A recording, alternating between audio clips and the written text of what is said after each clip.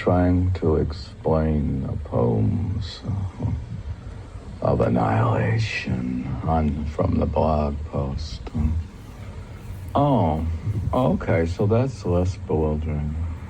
You should be at least as clear as somebody like Alan Watts in your understanding of mysticism or Eastern religion. Are you into Eastern, but you were reading Western stuff, it seems like. And what's this one here, Gnostic Gospels with Elaine Paginals? Says, why religion? Why do you study religion? Oh. Well, she has a personal story in her book about.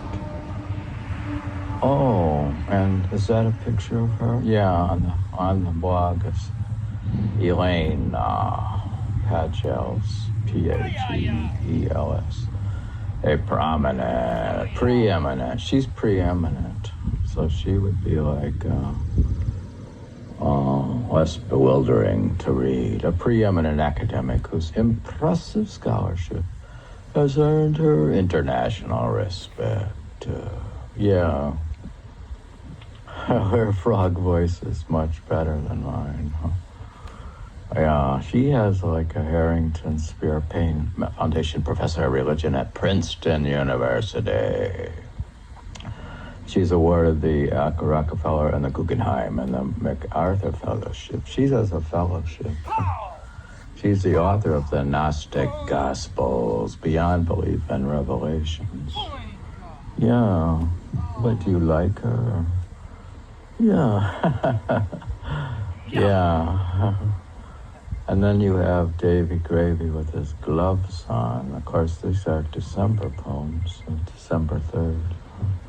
Is that your body electric? Yeah, I'm in my body electric. With my rain gear, because it's raining out, probably. Oh, that's waterproof, I suppose. With my green tea. Oh, so this poem is called The Body Electric.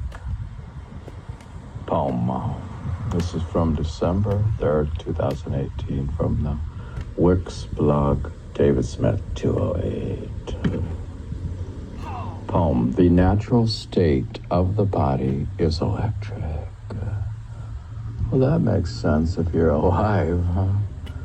If you were dead, it wouldn't be electric, I guess. The natural state of the body is electric.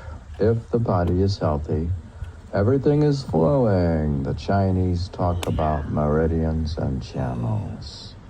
That's the beauty of regular practice. When you wake up, the river will be flowing and flowing up. Oh. So you're just trying to get your river to flow up. Huh. It is like you get on a boat. You can float to your third eye instead of struggling and screaming. Float to it. Well, you used to just most of the time were struggling and screaming. Yeah, most of my life was just struggling and screaming. You can float to your third eye instead of struggling and screaming. It is like Walt Whitman's Body Electric. You need to have strong intentions and not be slothful. The willpower gets stronger with regular charging. The will can't take you up, but it can help you discriminate. Oh, so your willpower can't take you up, but it can help you discriminate. So you are just able to discriminate, assuming you have your will charged up. It is a strong mystery, but sitting still with precision is a rare art.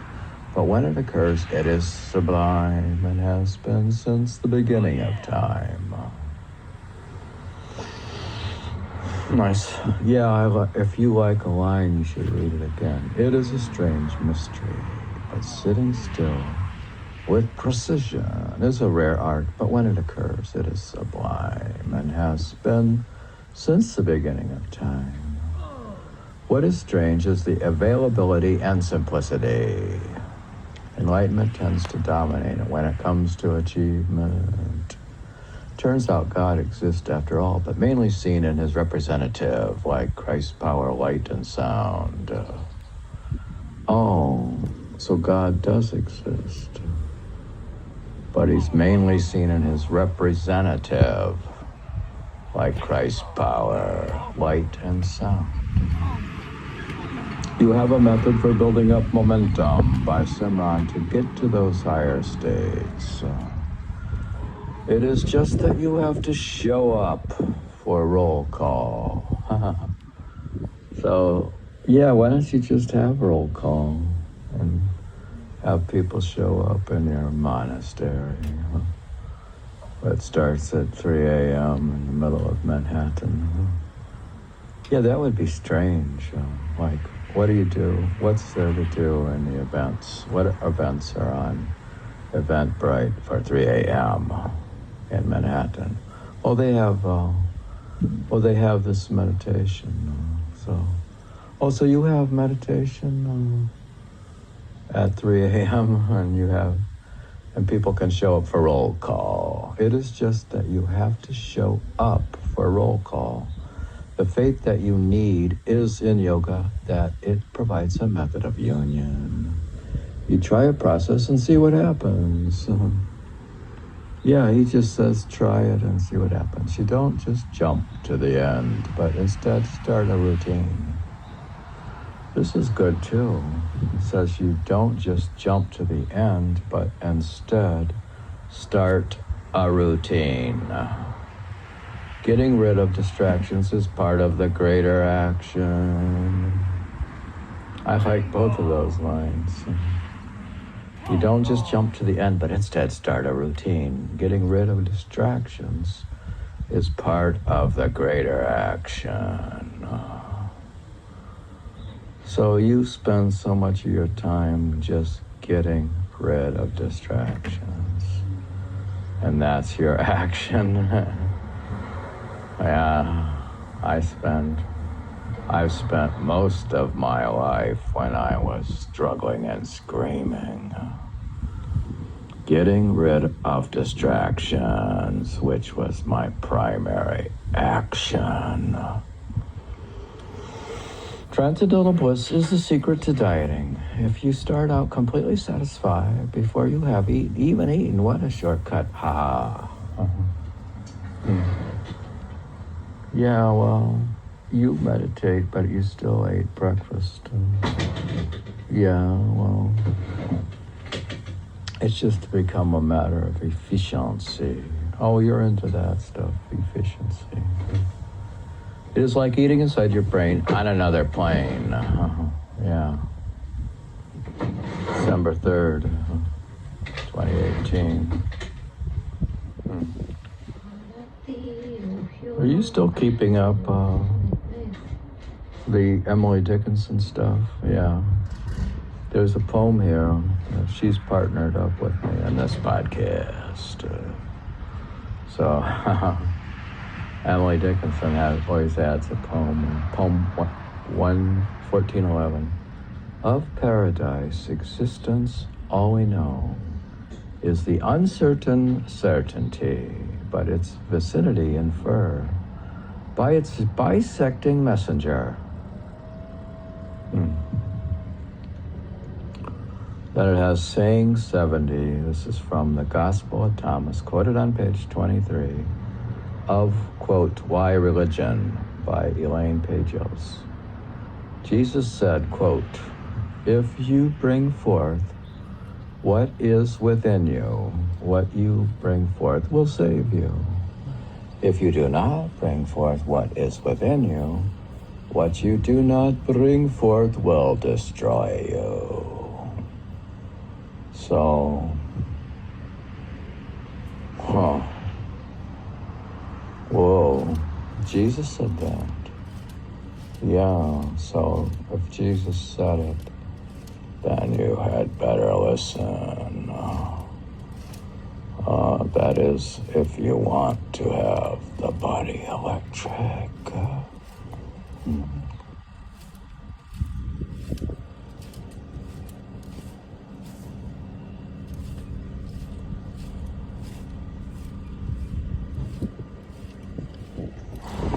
Rain on the roof runs down out by the spout as fast as I can. In a similar way, I'm podcasting as fast as I can, but my poetry. Well, you don't seem that fast. I mean, like, you're not. Are you from the Midwest? Why do you talk slow? Yeah, I speak the standard English, Chicago English, yeah. Well, I'm not sure you're from Chicago. Are you from somewhere in between Chicago and New York? Yeah. Have you heard of are you living at the center? Barumi says, but what about leaving the center of the center? Yeah. How long have you been writing poetry? I mean, because your poems, like the ones you wrote in the first year, have they changed over time? When did you start singing? Yeah, Rumi, he says, I'm introducing this stuff by Rumi.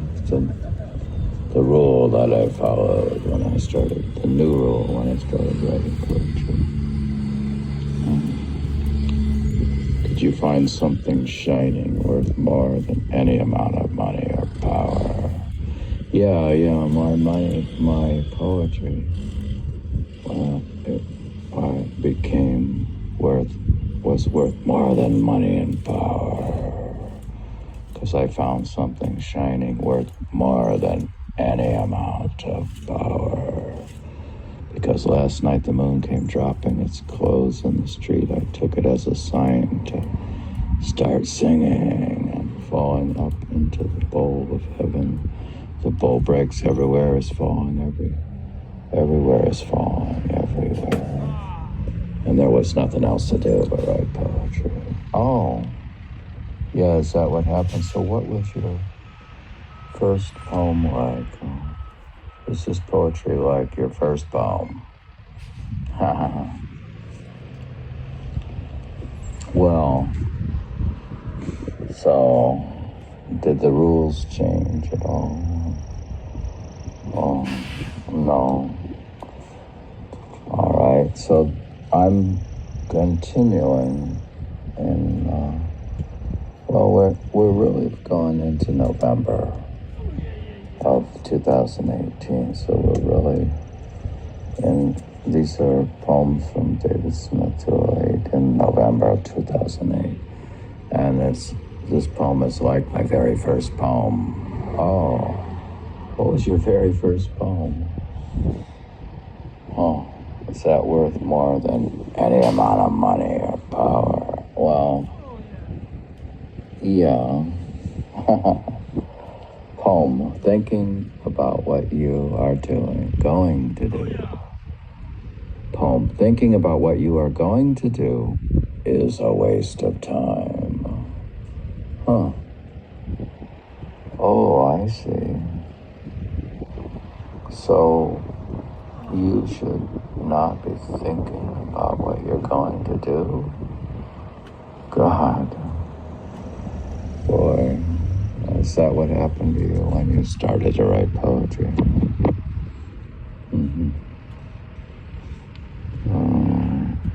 You said you found something shining worth more than any amount of money or power.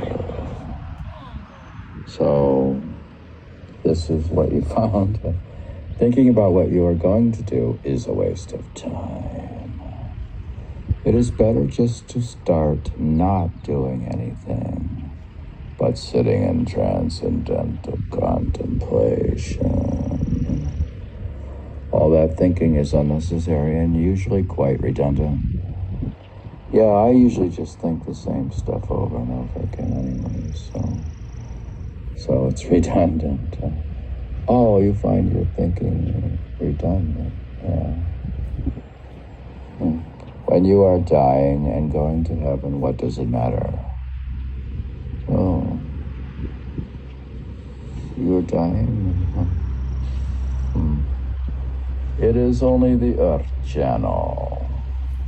To be creative on your blog, you must first be like a dead log. You can empty out your head and sit cross-legged. Yeah, you really need to be able to be creative in this podcast. You have to. Before it was in the writing of the poetry in the blog, you had to sort of be first like a dead log. And it's similar really with the podcast. You can empty out your head of all the junk into this podcast, but only after you sit cross-legged, after you meditated. So you're just dumping this stuff out of your head after you meditate. With only a few months of practice, you can start hitting the realize button by only using Simran. They say you can create a new habit in 45 days with 45 years of practice. Wow. 45 years. So now you have both 45 days and 45 years. Are you up to 45 years?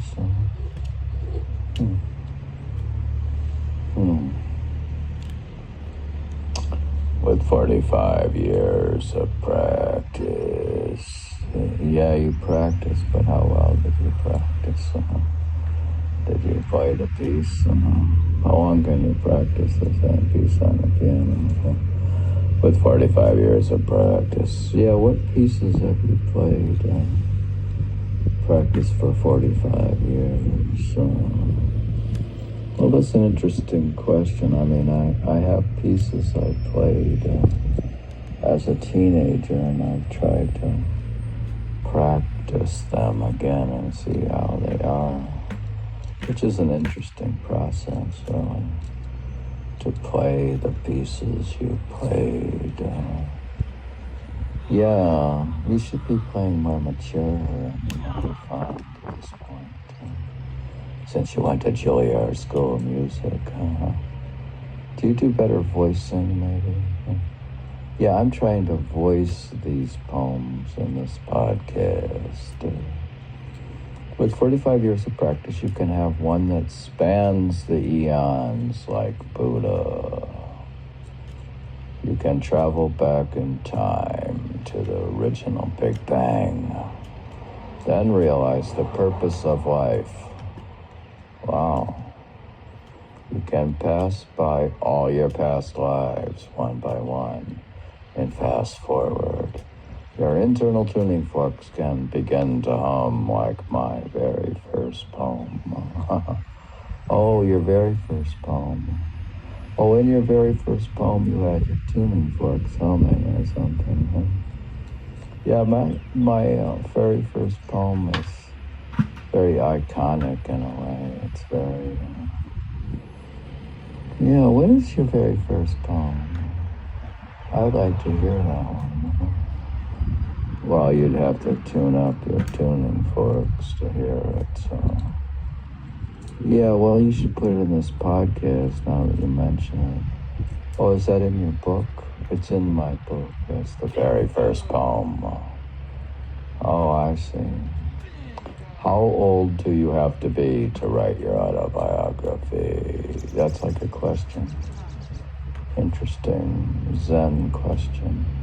Is that a Zen koan? Yeah, I'm going to submit that as my Zen koan. So you have to meditate on that question. If I'm the Zen master and you're my student, now I ask you, how old do you have to be to write your autobiography? So that's part in my meditation class is one of my questions. So if you wait too long, you may have forgotten everything. Yeah, I'm starting to forget everything.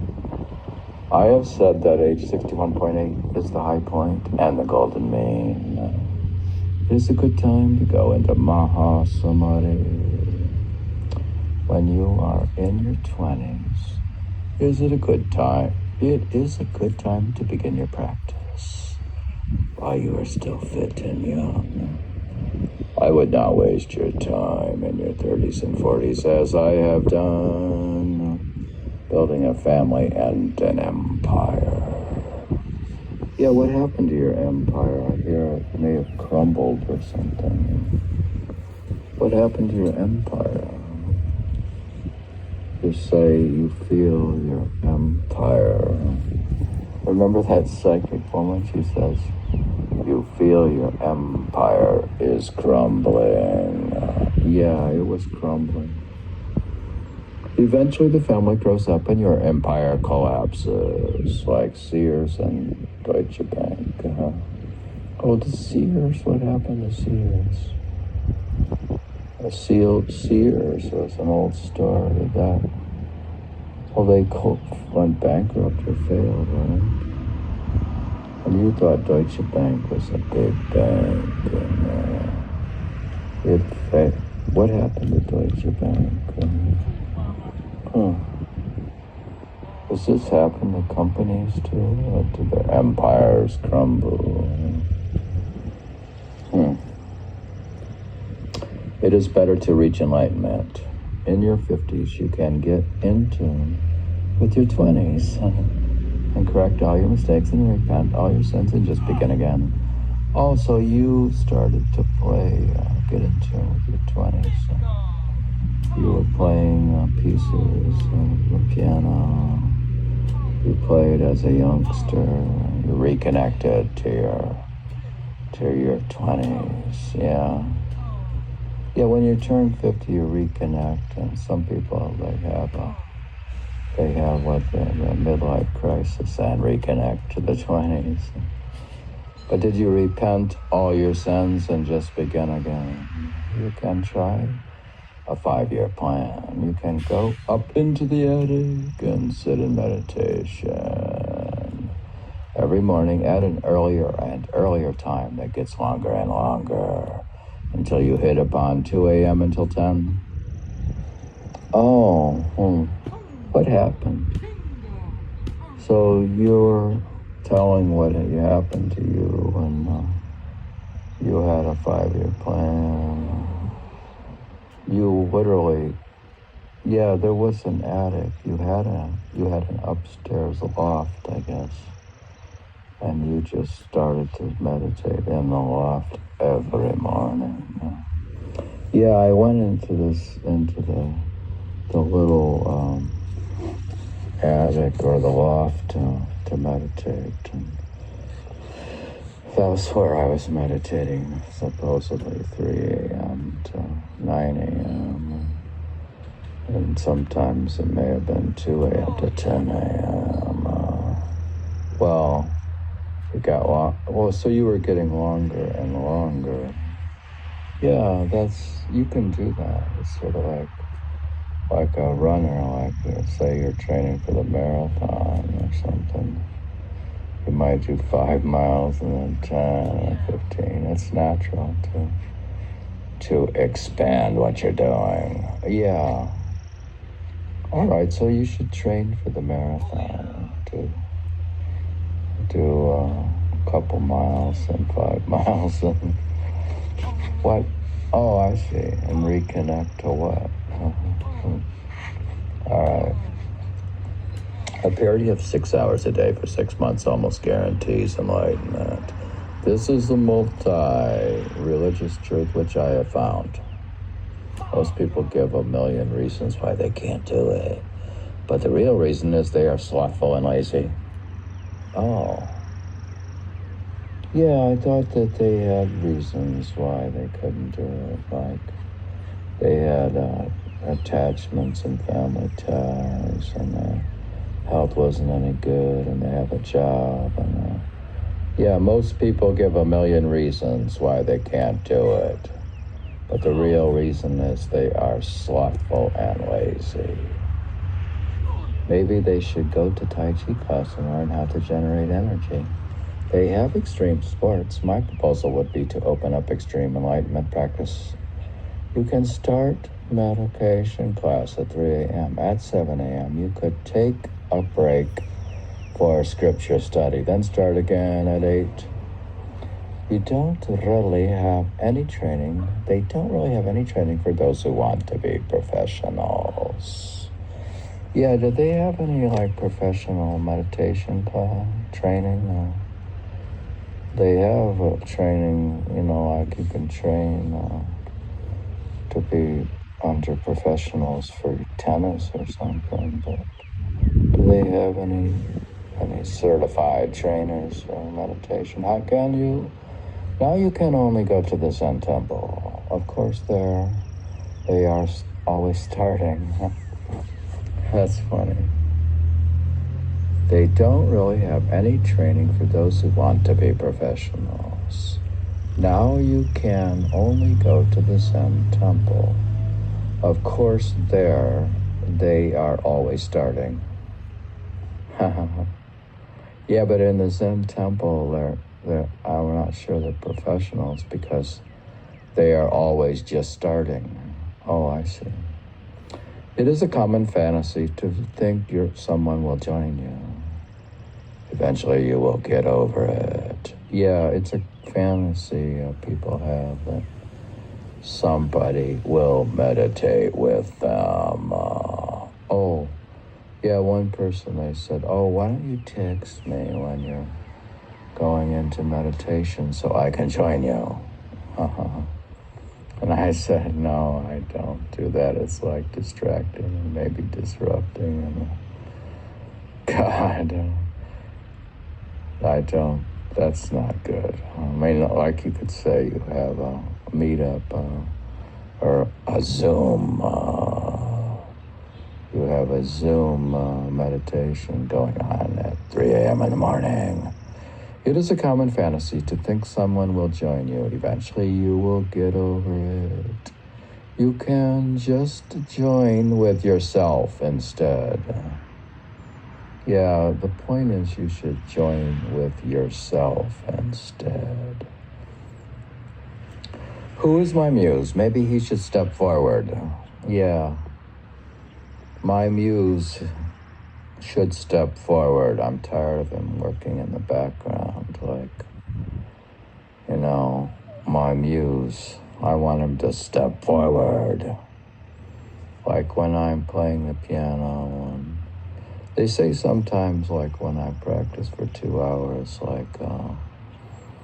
I've noticed a muse will arrive and take over the playing. So, yeah, I've had ecstatic, transcendental piano playing at times after long practice. I used to play practice for 6 hours. I had to quit once because my hands were sore. I had to stop playing because I had worn out my hands. But that was because a muse stepped forward. Who is my muse? Maybe he should step forward. Yeah, where is he? The way they work in the background is so I don't have centuries like Traherne. I can only deal with decades. Yeah, Traherne is Traherne. He's a English poet, mystical poet. DS Poem, November 30th, 2018. # Centuries of Meditation. Centuries, I think he has a poem, Centuries of Meditation. That's why the line is there. It's a book, actually, it's a poem. And I say, I don't have centuries like Traherne. I can only deal with decades, yeah. I don't have a century to deal with this issue. # Traherne, # Zen, # smiling whiteness. Oh, the reason I mention that is my poetry book is here. which is published on Amazon. It says Smiling Whiteness, the poetry of David R. Smith. Our life is very short, but our journey homework is very long. David Smith. Oh, and then they have, there's a quote from Traherne, I guess. What's it say? The naked truth in many faces. The author. It's on the blog, and it has the picture of the mystical poetry of Thomas Traherne, Traherne, by A.L. Clements, a yellow book. And then, and then what's this? The Science of Sin, Why We Do the Things We Know We Shouldn't, by Jack Lewis. And then, you top it off with a crown jewel, with a poem by Emily Dickinson. Quote, I have no life but this, to lead it here, nor any death but least dispelled from there, nor tie to earths to come, nor action new, except through this extent, the realm of you. Emily Dickinson. And this poem was like my very first poem.